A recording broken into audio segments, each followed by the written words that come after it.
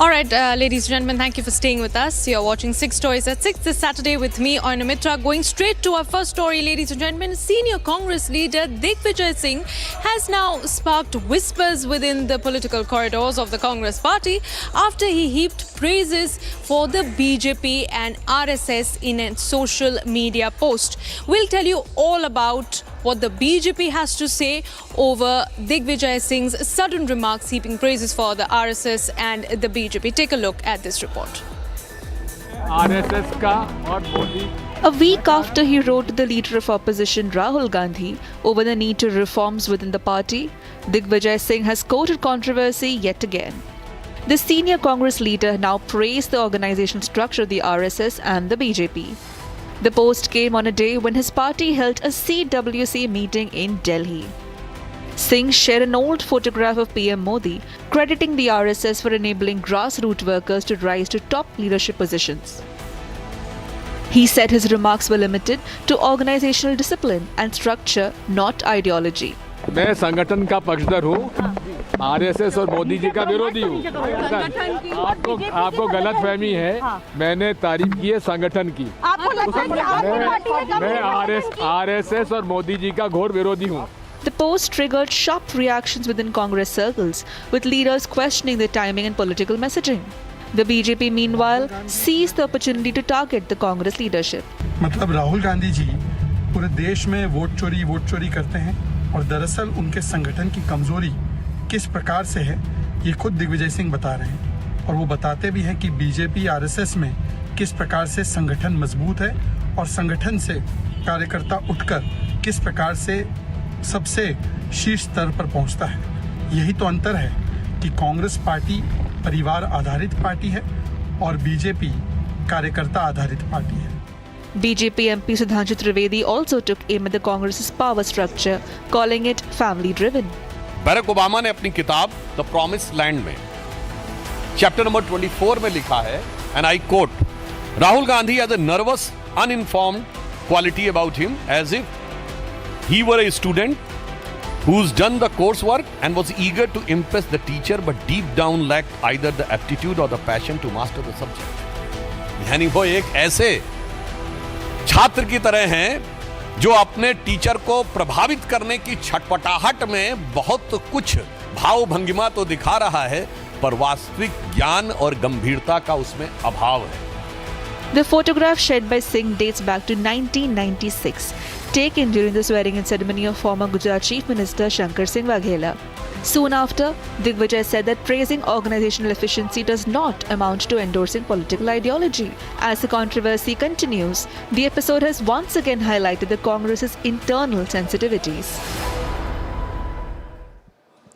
All right, viewers, moving on to our second story this evening. This is a very disturbing case that has now emerged from Dehradun. Viewers, 24-year-old Angel Chakma, an MBA student, he was brutally stabbed to death. And why so? Because he objected to racial abuse. What we understand in this case so far is that him and his brother were out on a walk one morning in Dehradun. He was stopped by a gang of 5 assailants. He was, racial abuses were hurled at him, and when he tried to object, he was stabbed by this gang of 5 to 6 members. 5 of them, as we understand at this point, are now in custody. While what's appalling is that the main accused, who's a Nepali resident, has now managed to flee the country. The family is grieving. They are pleading for justice. Here's what we know so far. A youth from Tripura lost his life in a brutal act of violence. Angel Chakma, student from Tripura studying in Dehradun, was attacked in a broad daylight in the Salakoi area on December 9. The grieving family remains devastated by the tragic death of their young son. According to the complaint, Angel and his younger brother Michael had stepped out to buy groceries when they were allegedly targeted by intoxicated youths. The accused reportedly hurled racial slurs at the two brothers. When Angel and Michael protested against the abuse, the situation quickly escalated into violence.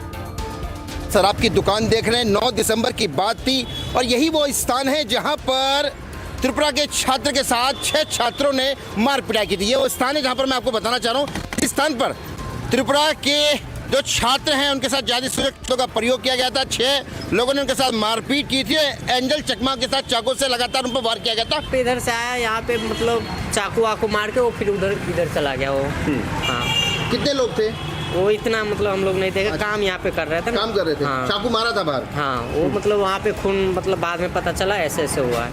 Michael Chakma was hit on the head with a metal bangle, while Angel was stabbed multiple times in the neck and stomach. After the brutal assault, the attackers allegedly threatened to kill both brothers before fleeing the scene. Michael bike से उधर के उन लोगों को कहने जा रहे थे, तो भैया आप लोग ऐसे मत बोलो, हम भी इंडियन हैं, हम लोग को चाइनीज़ मत बोलो, हम लोग को चिंकी मत बोलो।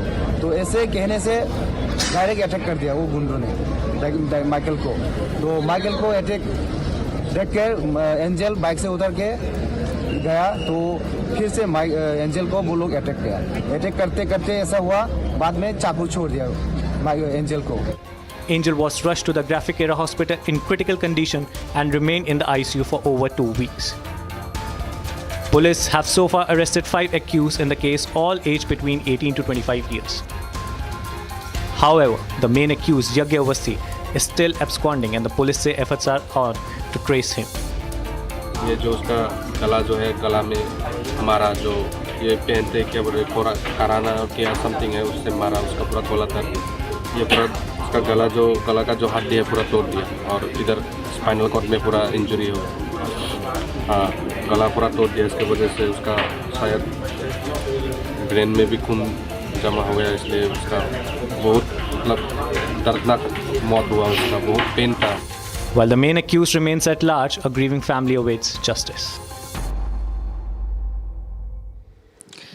All right, viewers, moving on to our third story for the evening. This is a chilling confession, an admission, a big admission by a Lashkar-e-Toiba terrorist on camera. This man, Saifullah Kasuri, who's essentially known as the mastermind of the Pahalgam terror attack, a very close aide of Lashkar Chief Hafiz Saeed, is now coming on camera and saying that the voice of Lashkar is heard, is respected and is empowered in Pakistan. Essentially blowing the lid off this axis that exists in Pakistan between the government and the terror outfits. That complete soundbite and the responses that we are picking up on that for you in this next report. The terror state has been exposed again, and it's an on-camera admission by a terror commander.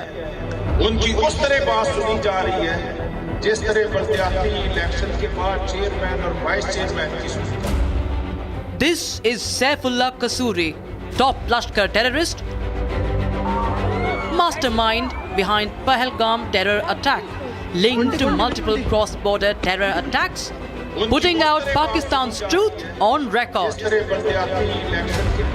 ये एक बड़े मुबारक कदम है और हम देख रहे हैं पूरे मुल्क में कि जहां जहां हमारे ये इंट्रा पार्टी इलेक्शन हुए हैं, माशाअल्लाह हमारे वो भाई जो सदर बने हैं, सीनियर नायब सदर बने हैं, इंतजामिया ने भी और इदारों ने भी उनको वो हैसियत देना शुरू कर दी है।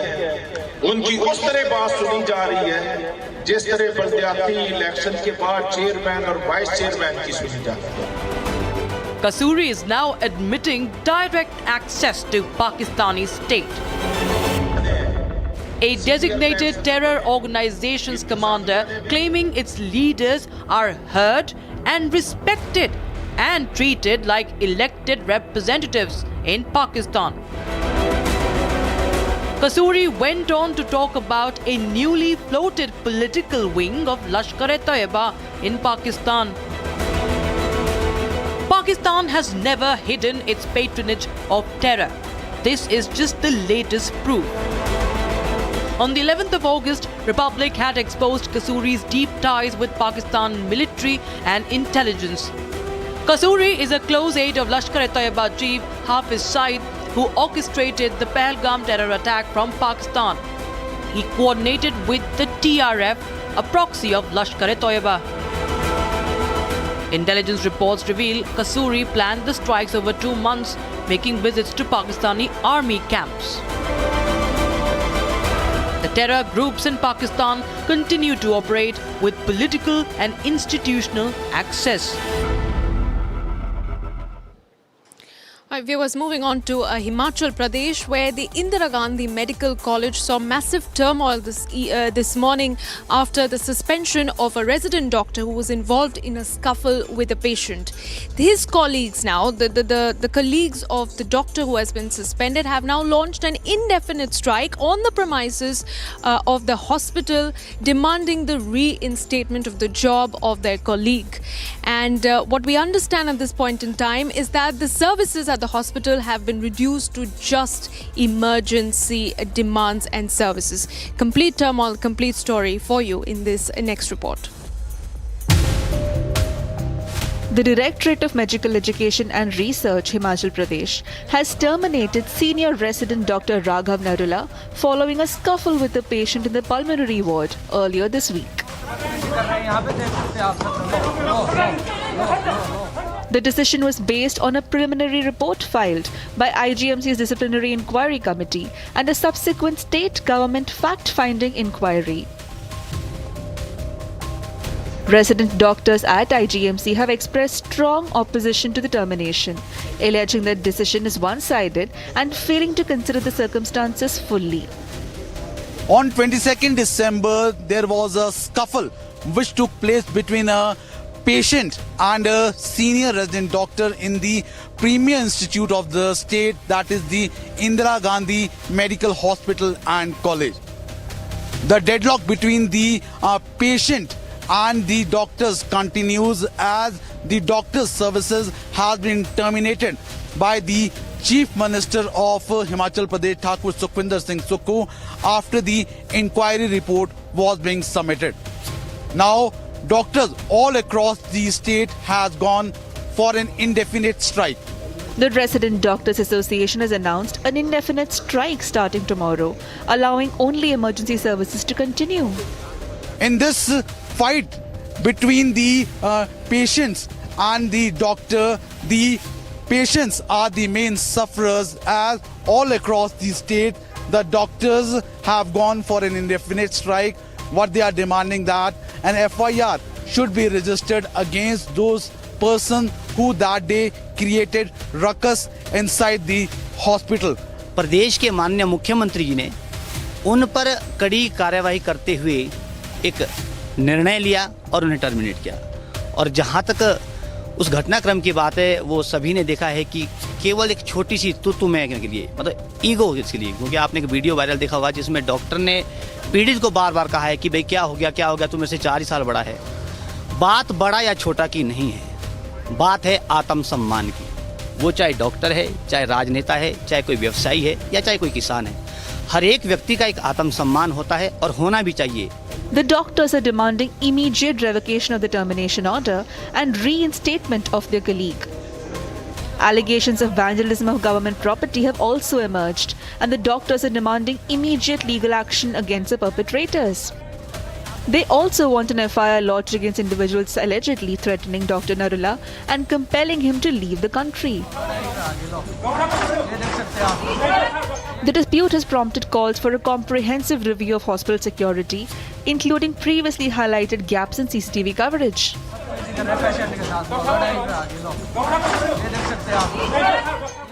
And on to the latest updates in the Mysuru helium cylinder blast case, with the NIA essentially stepping into the investigation now. Viewers, no angle is being ruled out whatsoever by the agencies. The question is, was this a mere accident? Was it a balloon seller's tragedy? Or is there something more sinister? Here are the latest details. Visuals from the iconic Mysuru Palace. This is the site where a blast happened on Christmas Day. New questions are emerging in the explosion that has now killed 3 people. Investigators say what they found at the scene does not add up. Police recovered half a sack of helium powder from the blast site. An unusual and puzzling discovery, as helium is stored and transported only as compressed gas, not powder, raising immediate red flags. Additionally, officials say handling or storing helium material in a crowded public area is virtually impossible, deepening suspicions of foul play. Taking these inconsistencies into account, Mysuru police say the case is now being investigated from a completely new angle, with the accident theory no longer the only line of inquiry. Meanwhile, questions are being raised about the balloon seller too, who died in the explosion. Identified as Salim, investigations reveal he was earlier a farmer in Uttar Pradesh, owning nearly 5 acres of land in Kannauj district before suddenly abandoning farming and moving to Mysuru.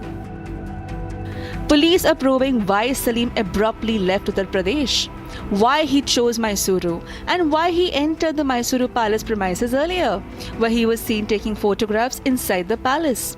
His recent movements, contacts, and activities are now under close surveillance. A team from the National Investigation Agency inspected the blast site to conduct an independent assessment. Agencies have not ruled out sabotage. Sources say possible links to past high-profile cases, including the 10/11 Delhi Red Fort blast, are being examined as part of a wider security review. The explosion occurred around 8:30 p.m. on Christmas night, while balloons were being sold near the palace gate. The helium cylinder suddenly exploded, killing the vendor on the spot and injuring several others. Among the injured, one woman remains critical. Others suffered severe leg and shrapnel injuries. The death toll has now risen to 3. Meanwhile, Karnataka Home Minister G. Parameswara has flagged the need to regulate small vendors and ensure stricter safety checks near sensitive public installations. Security has been tightened in and around Mysuru Palace, with additional checks, CCTV reviews, and intelligence coordination now underway. Was Salim just a balloon seller? Or was he part of something larger? Why the unexplained material? Why Salim's sudden move from UP to Mysuru? Why switching from farming to selling balloons? Especially when he had his own farming land in UP. And why the palace reconnaissance? As local police and central agencies work in tandem, the Mysuru helium blast case remains wide open, with more revelations expected in the days ahead. What began as a tragic explosion is now a case that has put national security agencies on alert.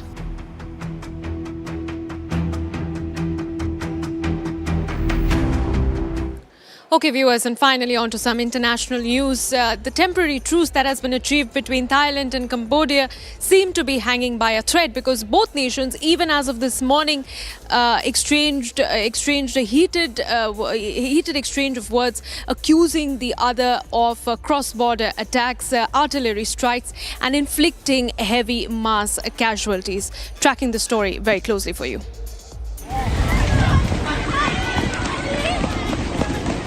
Cambodia's defense ministry says Thai forces launched heavy artillery shelling and airstrikes early Friday, hitting sensitive areas along the disputed border. Cambodian state media reports Thai fighter jets, including F-16s, were used to bomb the village of Chokche. Thai officials deny escalating the conflict, but troops said recently discovered several landmines near the site where a Thai soldier was injured in Surin province. The renewed fighting has taken a heavy toll. Thai authorities report 23 soldiers and dozens of civilians were killed, while Cambodia says at least 31 civilians have died on its side. But as war damage emerged on both sides, both nations decided to implement ceasefire. ភាគីទាំងពីរយើងបានឯកភាពគ្នាទៅលើបទឈប់បាញ់បន្ទាន់មួយដែលនឹងចូលជាធរមានចាប់ពីថ្ងៃនេះនៅម៉ោង 12 ថ្ងៃត្រង់ស្របថ្ងៃទី 27 ខែធ្នូ ឆ្នាំ 2025 នេះតទៅក្រោយពីបទឈប់បាញ់នេះយើងត្រូវបានអនុវត្តឲ្យបានពេញលេញ Official announcement has been made from both sides. Once the situation stabilizes, civilians will be able to safely return to their homes, after which the 18 detained Cambodian soldiers will be released when the hostilities cease, according to the international norm and practice. However, if the ceasefire does not materialize, this would indicate a lack of sincerity on the Cambodian side to create true peace. Therefore, the 72-hour ceasefire beginning today is not an act of trust nor an unconditional acceptance, but a time frame to tangibly prove whether Cambodia can truly cease the use of weapons, provocations, and threats in the area.